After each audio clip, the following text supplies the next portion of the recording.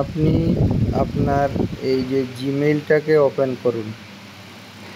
এভাবে করার পরে এই যে দেখুন ভিক্টরি উইথ অ্যাশের ইমেইলটা কোম্পানি থেকে এসেছে, এটাতে টাচ করুন। করার পর আপনি সরাসরি এই যে দেখুন স্ক্রল ডাউন করে অ্যাক্টিভ মাই অ্যাকাউন্ট এটাতে ক্লিক করবেন। করার পর এই পেজটা আসবে আপনার ওপেন হয়ে। তো এইভাবে আপনারটা করবেন। আমারটা লগ ইন করা, আপনার এইভাবে আসবে। লগ আউট করে দেখাচ্ছি। এইবার আমি আবার ওখানে চলে যাচ্ছি জিমেইলে, ক্লোজ করে আরেকবার চালাচ্ছি।